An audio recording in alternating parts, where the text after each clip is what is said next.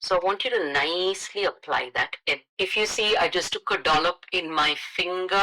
Whatever is the sunscreen of your choice, again, take plenty of it. A nice big dollop is what I'm taking just for my cheeks. That's the skincare, okay? Now I'm going to start putting makeup on top of a well-prepped skin.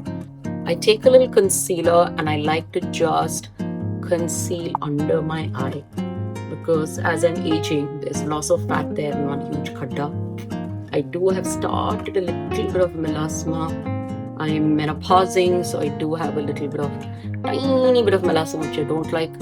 Corner of the mouth, I told you I have eczema, so sometimes I'm pigmented no matter what I do. So just like to put there. There's a little bit of a, not a pigmentation, but a bend of my upper lip. If you remember years ago, I told you I had a ranula and we had to cut open this to empty and clean up the ranula, which is a salivary gland inflammation. So then my nerve was damaged. So if you see, this part of my mouth is always like this because this nerve called as marginal mandibular nerve is damaged. So it then somehow affects the other nerves with it. So this side of my mouth, especially if I'm tired, is very difficult for me. In fact, I've corrected with Botox to balance it out this much. So that is what is happening, yeah? And then your eyes always tend to slightly tilt down as you grow older. So I like to just put a little highlighter there. Forehead goes flatter, you lose fat there. My lateral temporal area also feels a little flat at times. Yes, I could use a little filler all over there and make it better. But for now, I think I'm happy doing just this. Your pre-jowl sulcus. So there's a sulcus or a dip that happens between the jowl and chin. So I always like to use a little highlighter there so it artificially looks like it's a straight line. We all have a ligamental attachment here, parotid ligament, that also can look sometimes like a depression and a little pigmentation. So I like to highlight it a bit. Now gently dab with just a little one finger so it all kind of dabs in and blends in well. I don't know how much is happening because I'm looking at the camera and doing, but this is usually what I like to do. Little camouflage here and there, yeah? So this is how I highlight my face and conceal a little. You see what's best for you. You can ask me questions, I can give you suggestions. Now, do I use a base? I don't really like to use a base. I use like literally this drop to just give me a little bit of color even. That's it. This is all makeup that I use. Finished, I'm done. I'm looking at a other mirror so I can see a little properly and not the camera. So when I go out today, I want to look like a patchy girl. And yeah, this is what I do. I like to put a little even on my nose bridge so it kind of looks nice. Maybe I'll take a tiny bit more today. Like tiny, matlab that tiny, yeah? This is not even pea size. This is less than pea size. And I like to just highlight my chin, give a little more brighter color to the forehead, though I have a large forehead, but I've always loved my large forehead. So there it is. This is what I do. Yes, whatever is left in my finger, then I put it on my neck. But it's wise to take all your skincare you saw me taking on the neck very meticulously, but makeup I forgot. You must make sure you also take your sunscreen, makeup, everything onto the neck as well.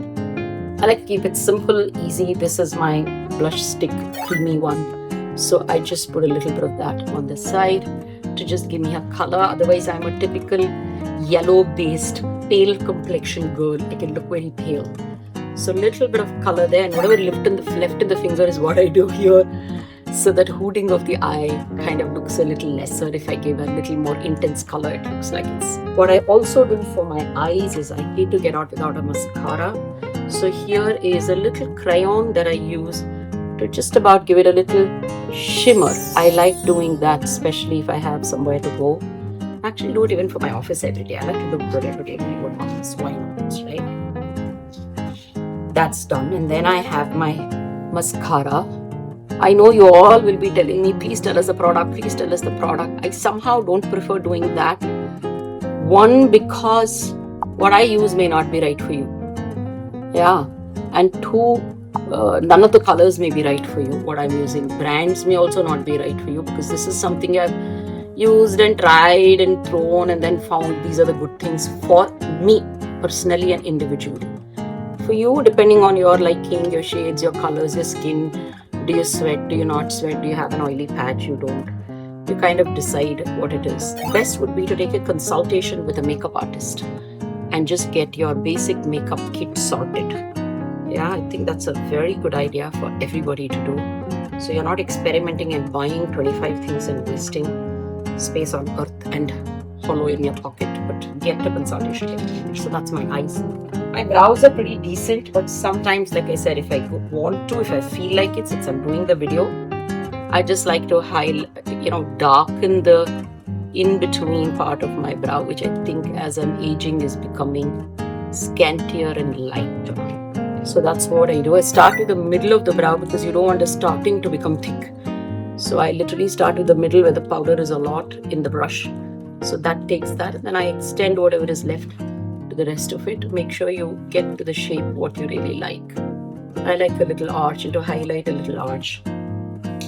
As I'm growing older, this arch is kind of dipping down, and I did do some Botox on the lateral lid, but I think it's wearing off.